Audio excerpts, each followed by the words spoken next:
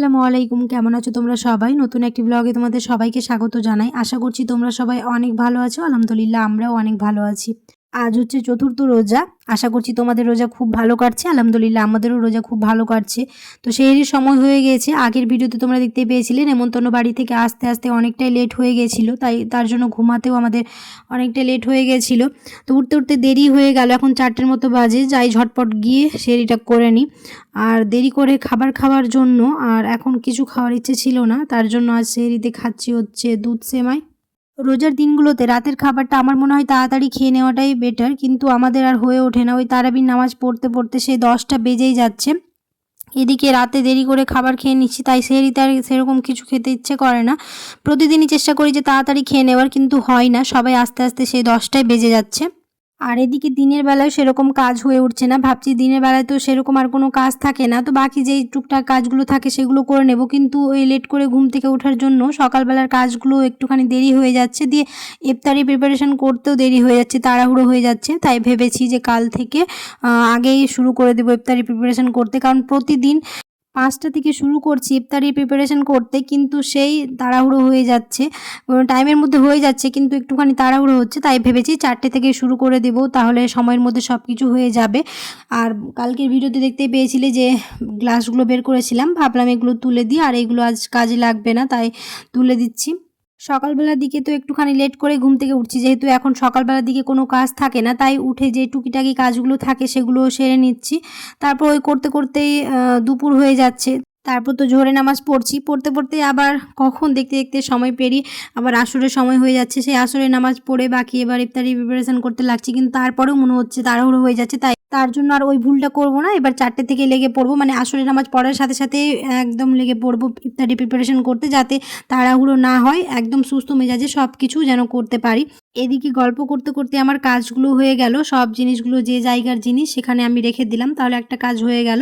আর প্রচুর পার্সেল এসছে, এখনও পার্সেলগুলো ওপেন করিনি। আর রান্নাঘরের জন্য সমস্ত কিছু অর্ডার দেওয়া হয়েছিল, তো এখানে একদিকে রেখে দিয়েছি। একটা ভিডিওতে তোমাদের সব কিছু দেখাবো কি কি নিয়েছি, সব কিছু এখানে রান্নাঘরের জিনিস আছে। তো এখনও সেরকমভাবে শুধু ওপেন করেছি, আর সেরকমভাবে এখনও সেট করিনি। যখন সেট করবো অবশ্যই তোমাদের দেখাবো একটা অন্য কোনো ভিডিওতে, তোমাদের সব কটা দেখাবো কি কি কিনেছি।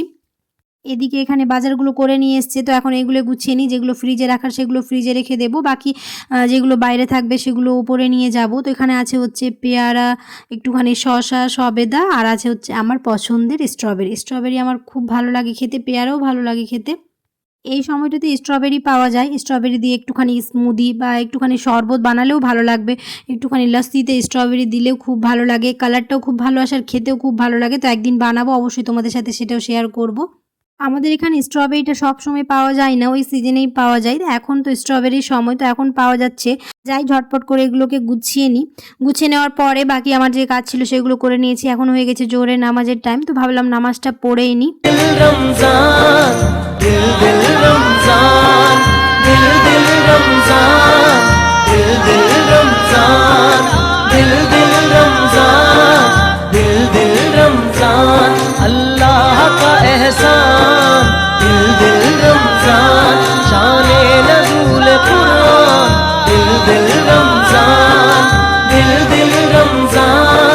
হয়ে গেল আমার নামাজ পড়া। নামাজ পড়ছিলাম তখনই ফোন এলো, এখন দুটো পার্সেল দিতে এসছে।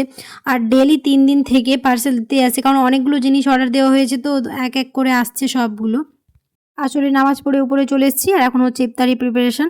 আর এইদিকে ওই পেঁয়াজিটা বানানো হচ্ছে, যেটা ফ্রোজেন করে রাখা হয়েছিল, আর বানানো হবে হচ্ছে আলুর পাকোড়া। তো এখানে আমি ওটা রেডি করে দিয়েছি, আলুটাকেও ধুয়ে দিয়ে দিলাম। এবার আমি লস্যিটা বানিয়ে নিই। তো আমার প্রতিদিনের কাজ লস্যি আর শরবত বানানো, তো আমি এখানে প্রথমে লস্যিটা বানিয়ে নিই, তারপরে শরবত বানাবো। আজকে আর তেমনভাবে কোনো কিছু বানাবো না, কারণ সময় একটুও নেই, খুবই কম সময় আছে। তো গ্লুকন ডি একটা বানাবো, আর এই লস্যিটাই বানাবো। আশা করছি আমার ভিডিওগুলো তোমাদের ভালো লাগছে। যদি ভালো লেগে থাকে তাহলে অবশ্যই চ্যানেলটাকে সাবস্ক্রাইব করে দিও, আর পাশে থাকা বেল আইকনটাকে প্রেস করতে একদমই ভুলো না। আর অবশ্যই ফ্রেন্ডস আর ফ্যামিলির সাথে বেশি বেশি করে ভিডিওটা শেয়ার করে দিও, যাতে আমার ভিডিও বানাতে খুব ভালো লাগে। আজ খুবই সিম্পলভাবে লস্যি বানাচ্ছি, তেমনভাবে কলা বা খেজুর কিছুই দিচ্ছি না। এখানে শুধুমাত্র দিলাম হচ্ছে দই, একটুখানি চিনি গুঁড়ো, বিট নুন, সাধারণ নুন, আর ঠান্ডা জল দিয়ে একটুখানি মিক্সিতে ব্লেন্ড করে নিলে আমাদের লস্যি একদম রেডি হয়ে যাবে। আর ওপরে একটুখানি গার্নিশিংয়ের জন্য কাজু আর কাঠবাদামকে ক্রাশ করে দিয়ে ব্যাস হয়ে গেছে সমস্ত কিছু রেডি করা, তাড়াহুড়ো করে সব কিছু রেডি করা হয়ে গেছে, এদিকে ফলগুলোও কাটা হয়ে গেছে। তো এখন আমরা ইফতার করে নিই, তারপরে নামাজ পড়তে যাব।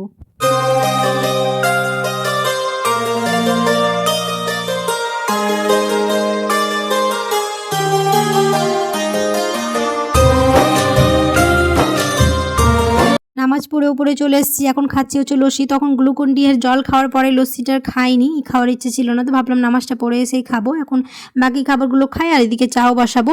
আর তৃতীয় রোজার ব্লগ তোমাদের সাথে শেয়ার করতে পারিনি, আমার প্রচণ্ড মাথা যন্ত্রণার জন্য সেরকম কোনো ভিডিও বানাইনি, তাই চতুর্থ রোজাটাই তোমাদের শেয়ার করলাম। আশা করছি তোমাদের ভালো লেগেছে, যদি ভালো লেগে থাকে তাহলে অবশ্যই একটা লাইক করে দিও আর কমেন্টে জানাতে ভুলো না কেমন হয়েছে। চা খেতে খেতে আমি আমার ভিডিওটা শেষ করে দিচ্ছি, দেখা হবে খুব শীঘ্রই পরের এক নতুন ব্লগে। সবাই খুব ভালো থাকবে, সুস্থ থাকবে, সাবধানে থাকবে। আল্লাহ হাফেজ।